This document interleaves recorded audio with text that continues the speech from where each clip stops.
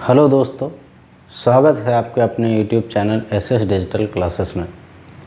तो जैसा हम लोग फिजिक्स का एक लाइट चैप्टर जारी किए हुए हैं, जिसमें हमने आपको कल बताया था image formation by the concave mirror. आज हम उसी को आगे कंटिन्यू करेंगे और आपको बताएंगे image formation by the convex mirror. तो देखिए, जैसे कि कॉनकेव मिरर में डिफरेंट 6 पोजीशंस थी, है ना, वैसे ही कॉन्वेक्स मिरर में भी इमेज फॉर्मेशन होगा, लेकिन इसमें उतनी 6 पोजीशन नहीं होती। इसमें सिर्फ 2 पोजीशन होंगी। ये हमारे पास क्या है, कॉन्वेक्स मिरर, जिसको कहते हो उत्तल दर्पण। ठीक है, क्या लिखोगे, उत्तल दर्पण। तो इसका देखो सेंटर ऑफ कर्वेचर क्या होगा, इधर होगा। इसका फोकस भी पीछे होगा। ठीक है, फर्स्ट पॉइंट की बात करते हैं कि जब वस्तु कहाँ हो, अनंत पर हो, मीन्स इन्फिनिटी पर हो। क्लियर है। तो इसमें 2 ही पॉइंट होते हैं। नंबर 1, जब वस्तु अनंत पर हो। तो जब वस्तु अनंत पर होगी तो इससे चलने वाली जो प्रकाश किरणें हैं, क्लियर, तो ये लगेगा कि ये फोकस से आ रही हैं। ठीक, तो इस तरीके से जब हम इनको पीछे की ओर बढ़ाएंगे ऐसे, तो हमको लगेगा कि ये फोकस से आ रही हैं। ठीक है। तो अगर उत्तल दर्पण के सामने वस्तु कहाँ रखी है, अनंत पर, तो इसका जो प्रतिबिंब है वो कहाँ बनता है, फोकस पर बनेगा। क्लियर। एक्चुअल में बनेगा नहीं। अगर ये इससे टकराएंगे और अपने मीडियम में वापस चली जाएंगी, तो देखिए ये रिफ्लेक्टेड किरण ऐसे सीधी चली जाएगी, ये रिफ्लेक्टेड किरण ऐसे सीधी चली जाएगी। तो इनको अगर आप आगे की ओर बढ़ाते जाएंगे तो एक दूसरे को इंटरसेक्ट नहीं करेंगी। और जब इंटरसेक्ट नहीं करेंगे तो इमेज फॉर्मेशन नहीं होगा। इसलिए हम मान कर चलते हैं कि हमको जब यहाँ से देखेंगे तो हमको लगेगा कि ये फोकस से आ रही हैं। तो या हम इनको आगे की ओर बढ़ाएं डैश डैश करके, देखो इसलिए हमने बनाया ताकि ये वर्चुअल है, मतलब ये हकीकत में नहीं घट रही, आपने इसको इमेजिन किया है। तो अगर हम इसको आगे की ओर बढ़ाएं इन दोनों को, तो ये कहाँ पर मिलेंगी, फोकस पर। अतः अगर वस्तु इन्फिनिटी पर है, अनंत पर है कॉन्वेक्स मिरर में, तो इस केस में इमेज कहाँ बनेगा, फोकस पर बनेगा। ठीक है, रियल होगा और इरेक्ट होगा। आभासी, सीधा तथा वस्तु से बहुत छोटा होता है। ठीक है, और कहाँ बनता है, दर्पण के पीछे, फोकस पर। सेकंड पॉइंट, वस्तु कहीं पर भी हो, मीन्स कहीं पर भी का मतलब अनंत के अलावा मिरर के सामने, anywhere from the convex mirror. देखिए ये फोकस हो गया, ये सेंटर ऑफ कर्वेचर हो गया। इसके सामने अगर ऑब्जेक्ट को कहीं पर भी रख दोगे, क्लियर है, तो इसका जो इमेज होगा वो हमेशा कहाँ बनेगा, देखिए इस तरीके से। आपको पता है कि जो पैरेलल आएगी वो फोकस से जाएगी, तो इस तरीके से हमने डायग्राम बनाया। और दूसरी प्रकाश किरण जो सेंटर ऑफ कर्वेचर से आएगी या सेंटर ऑफ कर्वेचर की ओर जाएगी, इससे टकराएगी और अपने मीडियम में वापस आ जाएगी। यह दोनों लाइनें एक दूसरे को कहाँ पर इंटरसेक्ट करती हैं, आई पर। क्लियर। तो देखो रूल्स ऑफ इमेज फॉर्मेशन क्या बताया था कि ये जब कोई भी पैरेलल लाइन जाएगी, मिरर से टकराएगी और इससे टकराने के पश्चात अपने फोकस से होकर चली जाएगी या फोकस से जाती हुई प्रतीत होगी। तो अगर कॉनकेव मिरर था तो फोकस से जाती थी, कॉन्वेक्स मिरर में लगेगा कि फोकस से आ रही हैं। तो ये जो प्रकाश किरण इसके समांतर आई है, दर्पण से टकराएगी और हमको लगेगा कि ये फोकस से आ रही है। दूसरी प्रकाश किरण जो इसके सेंटर ऑफ कर्वेचर की ओर गई, इससे टकराएगी और टकराने के बाद अपने मीडियम में वापस चली आएगी। इन दोनों रिफ्लेक्टेड किरणों को वर्चुअली हम पीछे की ओर बढ़ाते हैं। ये मान कर के पीछे की ओर बढ़ाएंगे तो यह एक दूसरे को आई पर इंटरसेक्ट करती हैं। यहाँ से हमने एक परपेंडिकुलर ड्रॉ कर लिया, यह क्या कहलाएगा, इसका इमेज कहलाएगा। ये ऑब्जेक्ट का नाम दिया ओ डैश। तो ये जो प्रतिबिंब है आई डैश, ये क्या होगा, आभासी होगा। क्लियर है, आभासी, सीधा, वस्तु से छोटा होगा, वस्तु से छोटा होगा। और कहाँ बनेगा, हमेशा पोल व फोकस के बीच में बनेगा। ठीक, virtual, erect and smaller than object. हमेशा इसका मतलब हमको ये चीज़ क्लियर हो गई कि कॉन्वेक्स मिरर में उत्तल दर्पण के केस में जो प्रतिबिंब होगा वो हमेशा आभासी, सीधा, वस्तु से छोटा होगा। अगर ऑब्जेक्ट इन्फिनिटी पर है तो इमेज कहाँ बनेगा? फोकस पर। और इन्फिनिटी के अलावा मीन्स अनंत के अलावा अगर कहीं पर भी रख दिया जाए तो उसका प्रतिबिंब हमेशा पोल और फोकस के बीच बनेगा, वस्तु से छोटा होगा, आभासी होगा, सीधा होगा। क्लियर है बच्चों? तो कल हमने आपको पढ़ाया था image formation by concave mirror और आज हमने क्या बताया है? Image formation by convex mirror. दोनों को आप कंपेयर करके पढ़ेंगे तो आपको आसानी से समझ में आ जाएंगे। ठीक है, होप ये दोनों वीडियोस आपको बहुत अच्छे लग रहे होंगे। और आगे हम आज टॉपिक को आगे बढ़ाते हैं और बात करते हैं हम आवर्धन की।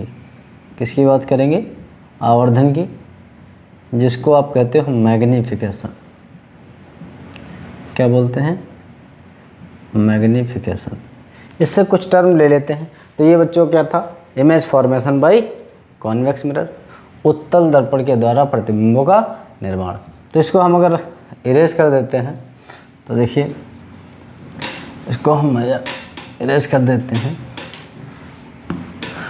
और इससे कई सारी चीज़ें समझने की कोशिश करते हैं। एक ओरली हमने एक डायग्राम बना लिया कॉनकेव मिरर का।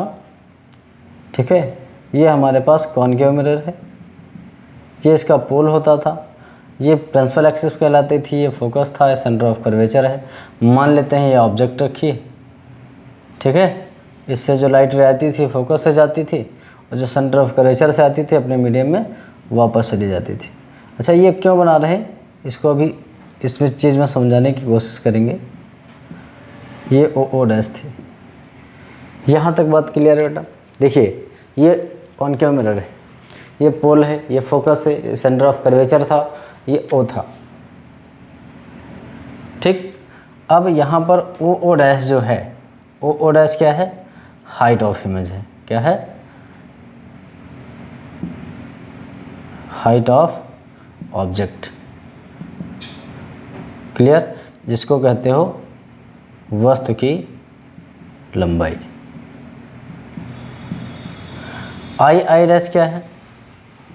तो आई डैश हो जाएगा हाइट ऑफ इमेज। क्या हो जाएगा? प्रतिबिंब की लंबाई। प्रतिबिंब की लंबाई। ठीक है, अब डायग्राम से आप जब देखेंगे तो हमने आपको बताया था P से F तक की डिस्टेंस को क्या कहते हो? P से F तक की डिस्टेंस को कहोगे फोकस लेंथ। फोकस दूरी, जिसको आप फोकल लेंथ कहते हो। क्लियर है? क्या कहते हो? Focus length. ठीक, तो यहाँ से यहाँ तक की डिस्टेंस को, P से F तक की डिस्टेंस को आप कहते हो F means focal length. P से I तक की डिस्टेंस को आप V से लिखते हो। P से O तक की डिस्टेंस को आप U से लिखते हो और P से C तक की डिस्टेंस को आप R से लिखते हो। अच्छा, ये सब क्यों लिखा है? हम यहाँ पर मैग्नीफिकेशन में भी इसका यूज देखेंगे और इस पर बेस्ड हम एक आध न्यूमेरिकल आज कराने की कोशिश कर रहे हैं। तो मैग्नीफिकेशन, इसको आप M से डिनोट करते हो या स्मॉल m कह सकते हो। तो स्मॉल m मैग्नीफिकेशन बराबर होता है माइनस का V/U इक्वल टू HI/HO, या यहाँ से कह सकते हो O dash upon II dash, sorry II dash upon O dash. Clear है? तो इससे अगर हमको डेफिनेशन बनानी है तो हम यहाँ से भी बना सकते हैं। क्या? The ratio of height of image to the height of object is known as magnification. Means वस्तु की प्रतिबिंब की लंबाई तथा वस्तु की लंबाई के अनुपात को रेखीय आवर्धन कहते हैं। इसके साथ हम एक टर्म जोड़ सकते हैं, लीनियर मैग्नीफिकेशन मीन्स रेखीय आवर्धन। ठीक है, रेखीय आवर्धन को इंग्लिश में बोलते हैं लीनियर मैग्नीफिकेशन। ये फॉर्मूला होता है लीनियर मैग्नीफिकेशन का, m बराबर -V/U इक्वल टू HI/HO। देखिए, ये है एक ही चीज़, किसी किसी बुक में आपको I/O भी मिलता है। ठीक है, तो उससे कंफ्यूज मत होना। ये सारी चीज़ें HI/HO या II-I/O' या I/O, इन ये तीनों चीज़ें एक ही चीज़ को रिप्रेजेंट कर रही हैं और तीनों का मतलब होता है हाइट ऑफ इमेज। तो यहाँ से आपको क्लियर हो जाना चाहिए कि हाइट ऑफ इमेज क्या कहलाएगी, इमेज की मैग्नीफिकेशन की डिफिनेशन क्या होगी, the ratio of height of image to the height of object. प्रतिबिंब की लंबाई तथा वस्तु की लंबाई के अनुपात को रेखीय आवर्धन कहते हैं। हम चाहें तो यहाँ से भी डिफिनेशन बना सकते हैं, प्रतिबिंब की लंबाई, प्रतिबिंब की दूरी तथा वस्तु की दूरी के अनुपात को रेखीय आवर्धन कहते हैं। क्लियर है? अच्छा, यहाँ से हम देखेंगे, देखिए एक होता है दर्पण। तो ये चीज़ बताइए, अगर इसमें किसी को कोई दिक्कत हो तो आप कमेंट सेक्शन में बता दीजिएगा, हम इस चीज़ को और आपको एक बार एक्सप्लेन कर देंगे।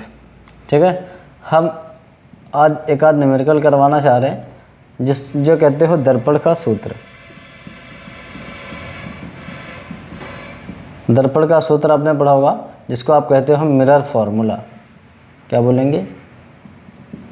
Mirror formula. आपने पढ़ रखा है कि 1/f बराबर 1/v + 1/u। ठीक है, इसको क्या बोलते हैं? Mirror formula. 1/f बराबर 1/v + 1/u। और एक जहाँ पर f क्या है? फोकल लेंथ, v क्या है? डिस्टेंस ऑफ इमेज, o क्या है? Distance of object. f होता है फोकस दूरी, v होता है प्रतिबिंब की दूरी, u होता है वस्तु की दूरी। ठीक है, एक और फार्मूला होता है f बराबर r/2। फिलहाल इन तीन फार्मूले से हम आज के क्वेश्चंस लगाने की कोशिश करेंगे। कुछ क्वेश्चनों की आज प्रैक्टिस करेंगे, बाकी कल में भी हो सकता है कि हम आपको दर्पण का सूत्र का प्रूविंग भी करवा दें और फिर इसके न्यूमेरिकल लगेंगे। हमने फिर बताया कि आप वीडियो को कंटिन्यू देखते रहें, क्योंकि न्यूमेरिकल में आपको बहुत मज़ा आने वाला है। और आप अगर चैनल से जुड़े रहते हैं तो आपको ये चैप्टर बहुत ही आसान लगेगा। ठीक है, और ज़्यादा बेहतर समझने के लिए आप चैनल को सब्सक्राइब ज़रूर कर लें और नोटिफिकेशन को ऑन कर लें, जिससे आपको सभी वीडियोस मिलते रहें। और अगर आपको और बेहतर समझना है तो इसके सभी वीडियो सीक्वेंस वाइज ज़रूर देखें। तो हम एक सिंपल सा क्वेश्चन ले लेते हैं कि माना एक अवतल दर्पण है। क्या बताया? कि माना एक अवतल दर्पण है जिसकी वक्रता त्रिज्या 40 सेंटीमीटर है ना। एक माना क्या, एक क्वेश्चन लिख लेते हैं। एक अवतल दर्पण की, एक अवतल दर्पण की वक्रता त्रिज्या 40 सेंटीमीटर है। इसकी फोकस दूरी ज्ञात कीजिए। क्या निकालना है? इसकी फोकस दूरी ज्ञात कीजिए। क्वेश्चन क्लियर है? The radius of curvature of a concave mirror is 40 centimetre. क्या बोला? The radius of curvature of a concave mirror is 40 centimetre. Find the focal length of the mirror. Clear है? जो English medium वाले हैं उनका हम question एकदम dictate किए दे रहे हैं, हिंदी वालों का लिखा हुआ है। हिंदी में क्या लिखा है कि अवतल दर्पण की वक्रता त्रिज्या 40 सेंटीमीटर है, इसकी फोकस दूरी ज्ञात कीजिए। इंग्लिश में इसी क्वेश्चन को क्या लिखते हैं? The radius of curvature of a concave mirror is 40 centimetre. Find the focal length of the mirror. तो सबसे पहले आप गिवन लिखेंगे। क्लियर? गिवन में क्या दिया है? रेडियस ऑफ कर्वेचर, और कितना दिया है? 40 सेंटीमीटर। ये प्लस का होगा या माइनस का? तो ये माइनस का होगा, क्योंकि ये कॉन्केव मिरर है। क्या है? Concave mirror. और आपको निकालना क्या है? एफ। तो एफ इक्वल टू होता है r/2। तो एफ हो गया माइनस का 40 सेंटीमीटर, कैंसिल आउट कर दोगे तो एफ कितना आ गया? माइनस का 20 सेंटीमीटर। ये हो गया आपका आंसर। ठीक है, तो इस तरीके से हम कई सारे क्वेश्चंस को करेंगे और बहुत आसानी से आपको चीज़ें समझ में आएंगी, है ना। तो एक क्वेश्चन आसान आपको समझ में आया होगा। ठीक है, इस तरीके से कुछ क्वेश्चंस हम और आपको दिए दे रहे हैं, जो आप कमेंट सेक्शन में सबके आंसर ज़रूर भेजेंगे। ठीक है, इस चीज़ को याद रखिएगा कि अगर कॉन्केव मिरर है तो उसकी जो रेडियस होगी वो माइनस की होगी, अगर कॉन्वेक्स मिरर होगा तो उसकी क्या होगी, प्लस की होगी। तो हम यहाँ पर आपको कुछ गिवन दिए दे रहे हैं, आपको सिर्फ फोकस निकालना है और कमेंट सेक्शन में सबके आंसर ज़रूर भेजने हैं। जैसे आपने कहा आर बराबर 100 सेंटीमीटर, तब आप एफ़ निकालें। आर दे दिया -50 सेंटीमीटर, आर दे दिया 80 सेंटीमीटर, अगला दे दिया 60 सेंटीमीटर, फिर हो गया माइनस का 140 सेंटीमीटर, और हो गया आर बराबर माइनस का 200 सेंटीमीटर। ठीक है, और एक क्वेश्चन ले लेते हैं आर बराबर 20 मीटर। एक क्वेश्चन और कर देते हैं आर इक्वल टू माइनस का 10 मीटर। ठीक है, तो ये 8 क्वेश्चंस दिए हैं हमने। एक सिंपल सा क्वेश्चन है ना, एकदम इजी क्वेश्चन है, डायरेक्ट फार्मूले बेस्ड, एक सिंपल सा फार्मूला, ये हमने आपको डायरेक्ट गिवन दे दिए हैं और इन सब के आंसर आप कमेंट सेक्शन में ज़रूर बताएंगे। तो आज की क्लास यहीं पर रोकते हैं और आप कमेंट सेक्शन में ज़रूर बताएं कि ये क्लास आपको कैसी लगी। ठीक है, आप लोग कमेंट करेंगे और कोई डाउट होगा तो हम आपको उस चीज़ डाउट को एकदम क्लियर करेंगे। और अगर आप हमारे चैनल को सब्सक्राइब करते हैं, कमेंट करते हैं, तो हमको मोटिवेशन मिलता है, जिससे हम अगले वीडियो में और बेहतर कंटेंट आपको प्रोवाइड करने की कोशिश करेंगे। आप लोग कमेंट सेक्शन में अगर कुछ चीज़ें हमें नहीं बताएंगे, अगर किसी बच्चे को कोई दिक्कतें आ रही हैं तो कमेंट सेक्शन में प्लीज़ ज़रूर बताएं। देखिए, अगर आप बताते हैं तो हम उस चीज़ को मॉडिफाई कर पाएंगे, आप कंटेंट आपके हिसाब से बता पाएंगे, ताकि हमको मोटिवेशन मिलता रहे और हम आपके लिए बेहतर से बेहतर रिजल्ट और कंटेंट देने की कोशिश करेंगे। ठीक है बच्चों, तो ये क्वेश्चंस हैं, इन क्वेश्चंस के आप कमेंट सेक्शन में आंसर ज़रूर बताएंगे। नंबरिंग करके बताइए कि क्या क्वेश्चन नंबर 1 का आंसर, 2 का आंसर, 3, 4, ऐसे 8 क्वेश्चन है और 8 क्वेश्चंस का आप लोग आंसर में कमेंट सेक्शन में आंसर ज़रूर बताएंगे। और चैनल को सब्सक्राइब करें ताकि हमको भी मोटिवेशन मिलता रहे। Thank you.